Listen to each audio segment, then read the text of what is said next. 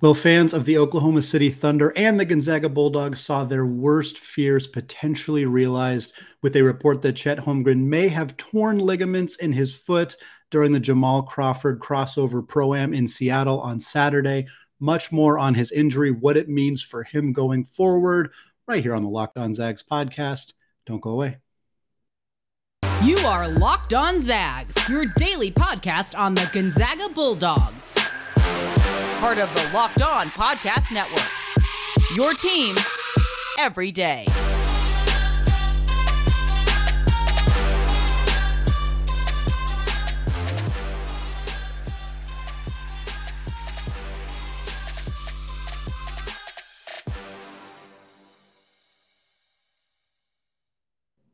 What is going on, y'all? Welcome to the Locked On Zags podcast, part of the Locked On Podcast Network, your team every day. I am your host and longtime Gonzaga podcaster, Andy Patton, here to bring you news and updates on all things Zag athletics.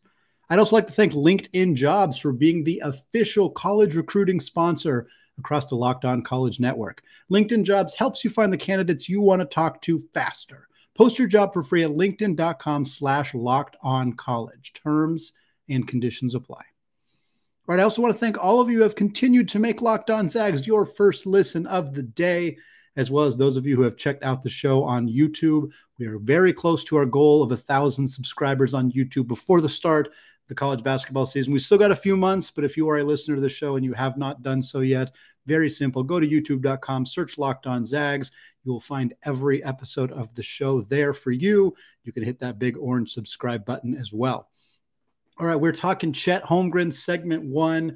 Unfortunately, it is not good news for the Unicorn. For anybody who may have missed this story, Chet Holmgren participated in the Crawsover Pro-Am on Saturday at Seattle Pacific University, right there in the heart of Seattle. Jamal Crawford, Gonzaga legend, NBA legend, Seattle basketball legend. He put on this event. It's been going on for at least a couple of years now. This year, they really blew it up. They were bringing back Seattle area legends to participate in the event. Isaiah Thomas was in attendance. We also saw Dejounte Murray from the San Antonio Spurs, now the Atlanta Hawks. He brought Trae Young. John Collins was there as well, Malachi Flynn. And then, of course, Paolo Banchero with his Seattle ties, Chet Holmgren with his Washington ties, both participated in the event a few weeks ago. They came back for a really, really special Saturday with LeBron James, the king himself, in town in Seattle. The whole event, part of it was to drum up interest in basketball in the city in Seattle, show people how much people around this city love the sport of basketball. Of course, the Sonics taken away from the city of Seattle a long time ago. I know that's a very sore subject for many, many people listening to this podcast, many people who are not particularly thrilled that Holmgren ended up in Oklahoma City, the team formerly known as the Seattle Sonics. But this was a really cool event that was put together by Jamal Crawford. I want to start by talking about that because I think that there is some frustration, some anger about what happened with Chet Holmgren, which we're going to talk about. Maybe being directed towards him, towards Crawford, or towards that event. And this was just supposed to be this fun summer event, getting LeBron James to come to Seattle and publicize that he's there, that he loves the city of Seattle, that he loves basketball in Seattle. That is a huge, monumental event for the city, for the community. Huge shout out to Jamal Crawford. I want to start with that. But there are some issues. One issue was not being able to get as many people into the actual gym as they wanted to. That is not good and unfortunate for people who waited hours and hours and hours in line to get into the arena and weren't able to go. But the bigger issue was that the court was not set up well for this kind of event. There were 4 basketball games back to back taking place. They, of course, ended it with the big event with LeBron James. Didn't even mention Jason Tatum, Boston Celtics superstar. He was in attendance as well. Of course, Banchero and Chet were there in that final game. But by that point, the court had gotten really, really slippery. And early in the first quarter, LeBron James on a breakaway, Chet Holmgren getting back on defense, tied him up. A lot of people like to phrase this as what happened as Chet attempting to defend LeBron James. I want to be clear for anybody who hasn't seen the video. Chet successfully stopped LeBron James. He stripped the ball from him. LeBron got it back, and the team ended up scoring, so it didn't look like a big success. But Chet stopped LeBron James on a fast break. It's hard to see exactly what happened from the few camera angles we have. He came up limping pretty intensely after that, immediately stopped, grabbed his foot, came out of the game. That was kind of all we know until very recently. Shams Charania of The Athletic reported that an exam shows that Chet has potential torn ligaments in his foot. There's not a lot of detail outside of that. It says the exam shows potential torn ligaments. I'm not a medical expert. I'm not an expert at reading exam results or MRIs or scans of any kind, so I do not know exactly what this means.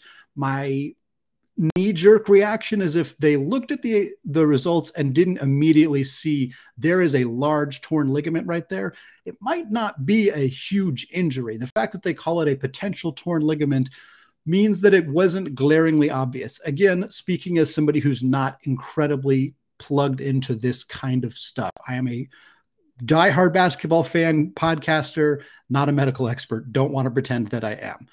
But this is not good. Chet Holmgren is hurt. He is hurt. He is unable to continue to play basketball right now. And the immediate timeline for how long he is going to be out is very, very up in the air. Very up in the air. Looking at torn ligaments in foot, just kind of profiling that kind of injury, basically it's a really wide range of outcomes. Some guys are back in 2 to 3 weeks. If it's a very small tear, depending where it is on the body, there's a reasonable possibility that Chet Holmgren is back before Oklahoma City's first game, which is on October 19th. That is just under 2 months away. It's about 7 weeks away. It is possible. I don't want to say that it's likely, because my guess is that there's not really any compelling reason for Oklahoma City to rush Chet Holmgren back onto the court. This is not a team that is intending to be particularly competitive in year one. The rebuild is still happening for Chet Holmgren's Oklahoma City squad. So I don't think that they're going to be aggressively trying to get him back onto the court right away. But this is the kind of injury that, depending how small it is, depending where it is, it's not a season ender. It's not he's going to be back in 6 to 8 months. It might be, but it is not necessarily that. So we'll wait until we hear more clarity on exactly what Chet Holmgren's situation is going to be like. I would err on the side of assuming he's out longer rather than shorter, because again, if Oklahoma City was trying to win a championship this year, they might rush him back a little bit, but they're not. They're not trying to do that. In fact, they might actively be trying to lose this upcoming season. So the longer they can hold Chet Holmgren out, the better in their mind. So I wouldn't expect to see him super soon. We'll obviously keep an update on this as it goes on.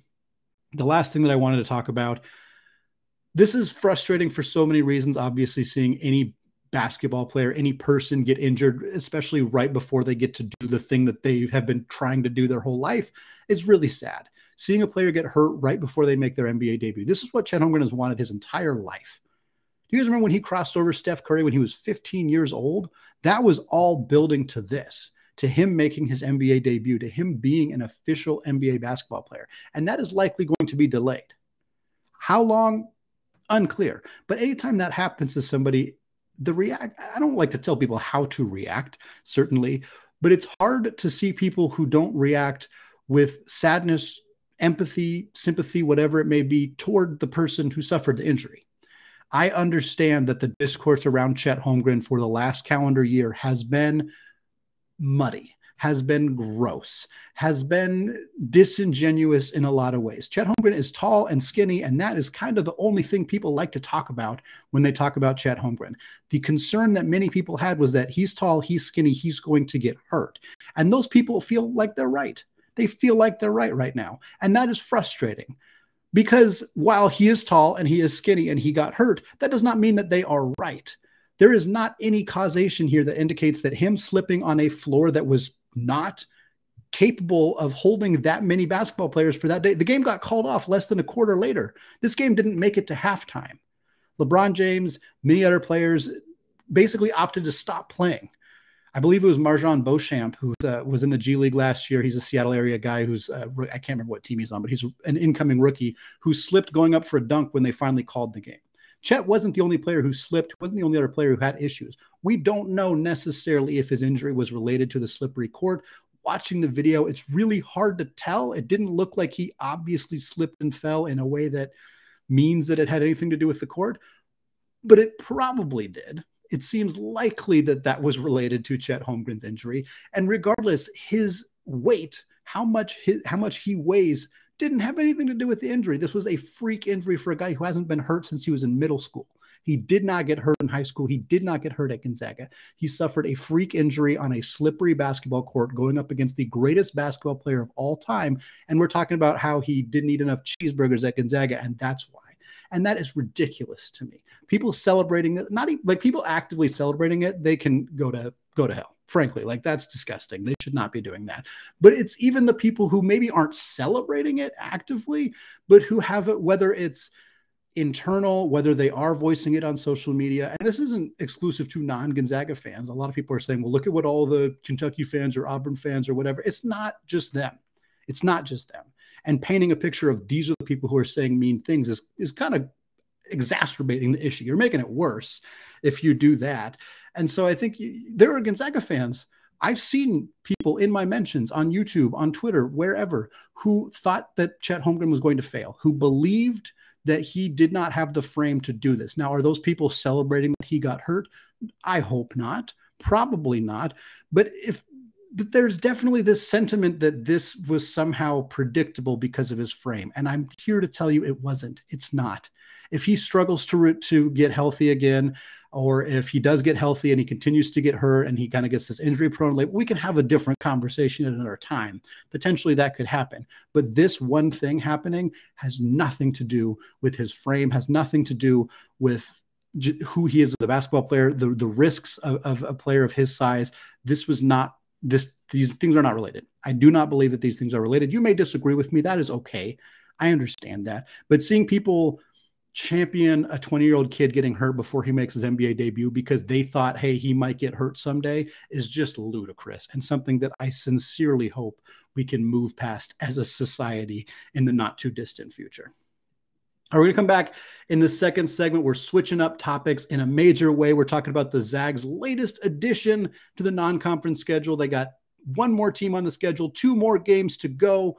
We're going to predict who those 2 final teams might be. But before we get there, I want to tell you all about LinkedIn.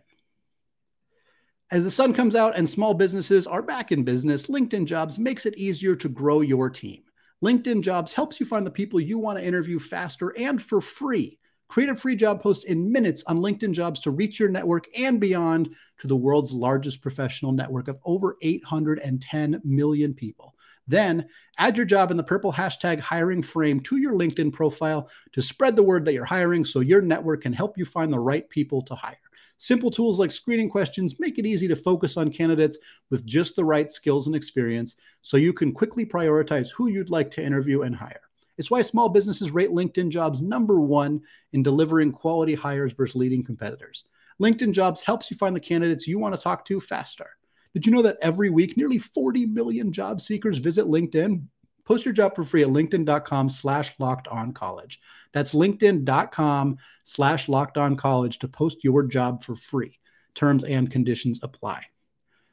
All right, segment 2, still Andy Patton, still Locked On Zags. We're now talking non-conference schedule for the Gonzaga Bulldogs. The Northern Illinois Wildcats are the newest team added to Mark Few's schedule on the non-conference slate. They will be playing the Gonzaga Bulldogs in the Kennel on Monday, December 12th. That is the time has not been announced. That is the date, Monday, December 12th. It is 2 days after they are hosting the 3 days after they are hosting the University of Washington. That game is scheduled for Friday, December 9th.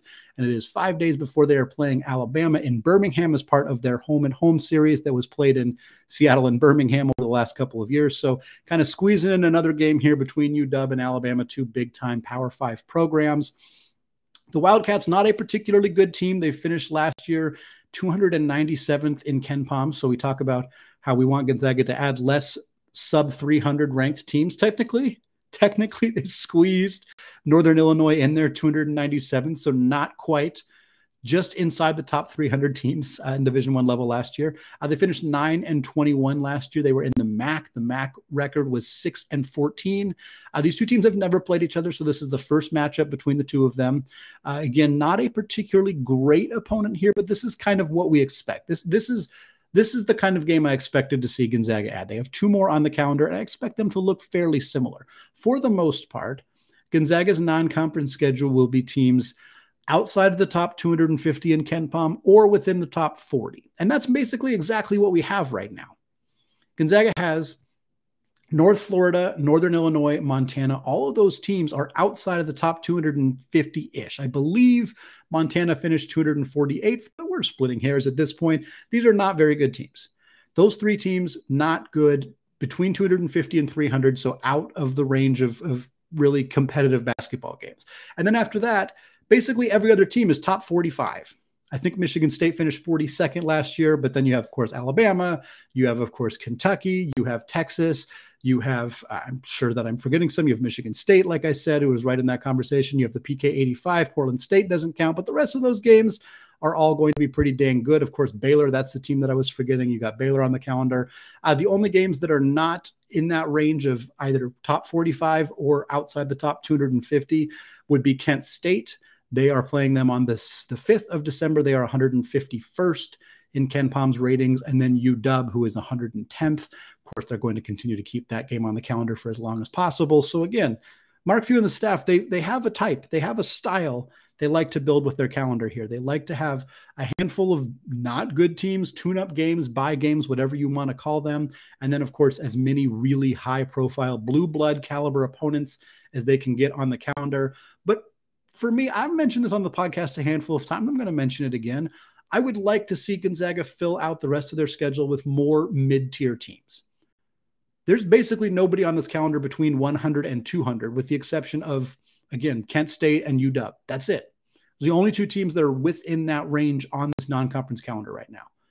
Frankly, those are the only two teams on this range between 43 and 250, 247 by my count. Basically, there's this huge chunk of teams that Gonzaga is kind of just actively avoiding. Team like good mid-major teams, not elite mid-major, but good quality mid-major programs are getting ignored. The bad Power 5 teams are getting ignored, which that's frankly fine, with the exception of UW. But we're not seeing, and a lot of these teams are local area teams that I think it'd be really fun to see Gonzaga play. I've talked about this on the show before, who my dream opponents would be for Gonzaga. They have 2 games left. My guess, if I'm giving you a guess right now, it's going to be something like Northern Arizona, who I think was 325th in KenPom last year. And maybe that final game will be Alcorn State or Texas Southern if they haven't released their schedule yet. Maybe a rematch with a Merrimack or a Bellarmine, somebody like that. 2 teams well outside the top 250 is my guess. Would love to be wrong about that, but that is my guess. I will offer a few teams that I would like to see Gonzaga schedule if they were willing to do so. Now, I didn't look to see if these teams have revealed their non-conference schedules already. I'm sure a handful of them already have, and so this is kind of maybe not an exercise that's actually productive, because these are not teams that the Gonzaga could add to their schedule, but a couple teams that I think fit that bill that I would like to see Mark Few and the staff go after if they don't want to fill out the schedule with some of those very bad bye type games. Number 1 from the WAC, Abilene Christian. Abilene Christian finished last year 131st in KenPom. The connection that was there was Kyle Bankhead, who was an assistant coach at Abilene Christian last year. They came very, very close to making the NCAA tournament, upset Seattle U in the WAC semifinals, lost to New Mexico State in the WAC championship, so did not get a chance to play in the NCAA tournament, but a good quality squad. Bankhead is, of course, now an assistant coach at the University of San Francisco, so perhaps they could get that game with Abilene Christian on the calendar. Sticking with the WAC, sticking with that semifinal matchup, Seattle U. I have long championed Gonzaga and Seattle U playing each other.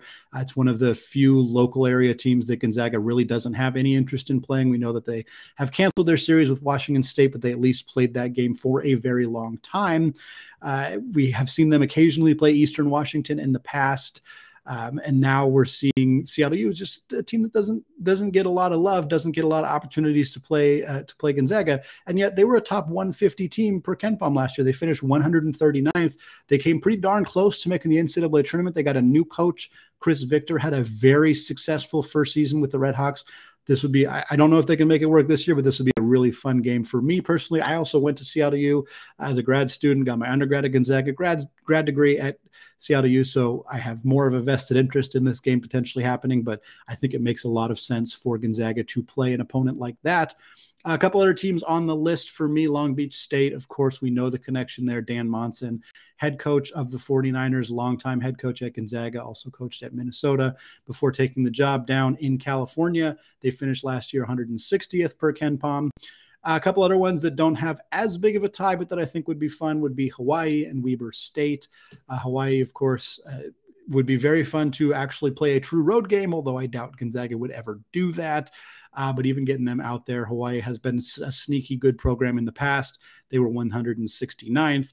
Weber State, 174th. The alum, Damian Lillard's former school, Weber State, a quality program in the Big Sky Conference, and I think one that would be fun to see Gonzaga tack on their calendar.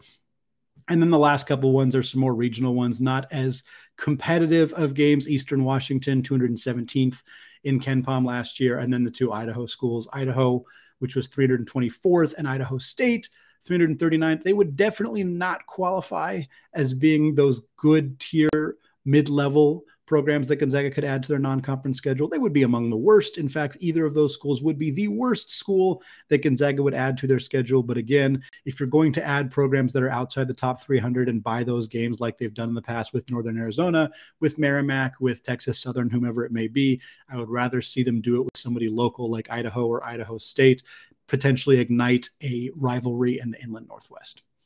All right, that is going to do it for the second segment of today's show. We're going to come back in the third and final segment, and we're going to talk Courtney Vandersloot. We're going to talk the WNBA playoffs. The Chicago Sky have advanced. They are moving on. We're going to talk about what that means for Vandersloot and her legacy right after this.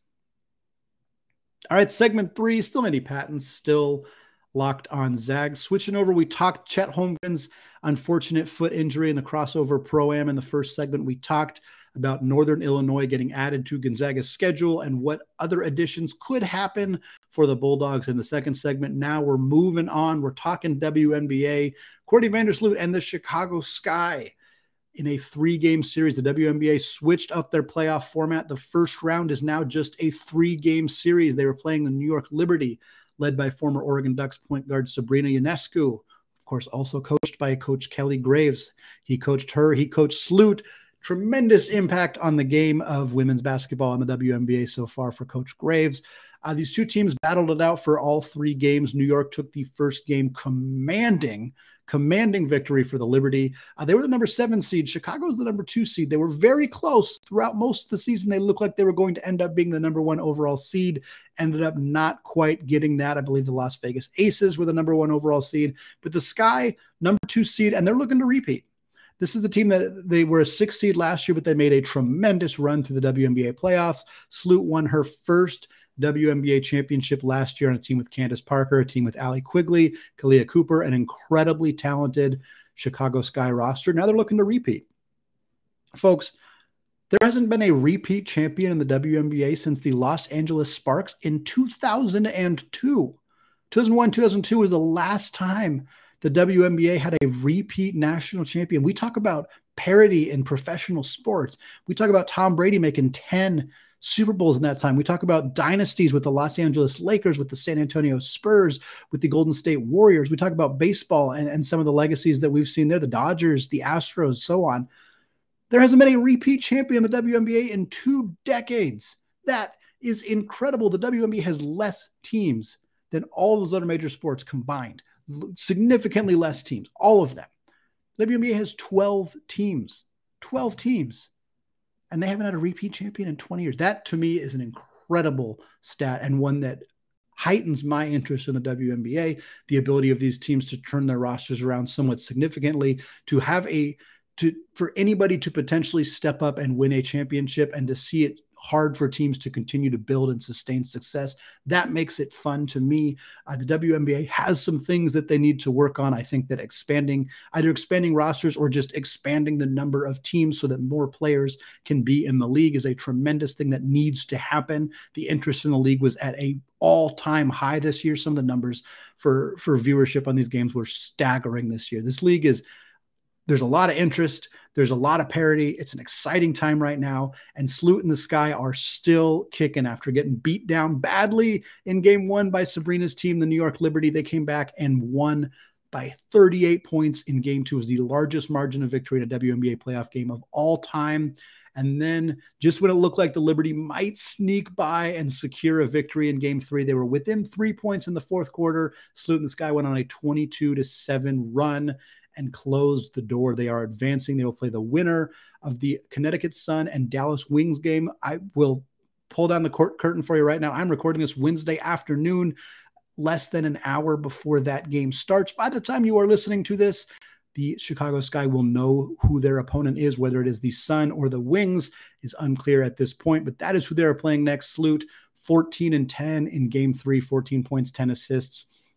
What an incredible season that she had. I know we've talked about it a handful of times on this podcast, but since the season ended, here are the accolades. She was an AP All-WNBA second team member. The official WNBA first and second teams have not come out yet, but it is very likely she will either be first or second team once those come out. A lot of really, really good guards in the WNBA this past year. Skylar Diggins-Smith, of course, Sabrina Ionescu. We talked about her, Jewel Lloyd. I'm sure I'm forgetting a handful of others, but Sloot is right in that conversation as well. She made her 4th All-Star game this past season as well, and she moved into 3rd place in WNBA history in assists. She passed Lindsay Whalen. She is now 3rd all-time. Sue Bird, her primary competitor, who is the all-time assist leader by a significant margin. Sue Bird is retired. I shouldn't say she's not retired yet. She's playing for the Seattle Storm, who are, of course, in the WNBA playoffs as well, but she has retired from playing going forward. So after this season, she will not be accruing any more assists. Sloot has a reasonable chance to potentially move in to first place all time in WNBA history in assists if she can stay healthy for another 4-ish seasons. Right now, she's not focused on that. She's focused on being a 2-time WNBA champion, being the first team in the last 2 decades to accomplish that feat. We'll have more on Sloot's quest for the Chicago Sky to repeat as national champions as the WNBA playoffs roll on. All right, folks, that is going to do it for me today. Don't forget to check out my written content. All of the stuff we talked about today is down in written form at scorezagscore.com. There is a link in the show notes. Check it out if you haven't done so yet. Tons of fantastic content there. One more episode coming your way later this week, right here on the Locked On Zags podcast. Available wherever you get your podcasts, and of course, available on YouTube as well. Finally, thank you again to those of you who have made Locked On Zags your first listen of the day. Locked On WCC doesn't exist yet, but you can get more informed on the West Coast happenings by making Locked On Pac-12 your second listen of the day. Host Spencer McLaughlin and the local experts of Locked On take you across the Pac-12 in 30 minutes, 5 times per week. All right, thank you all for listening, and go Zags.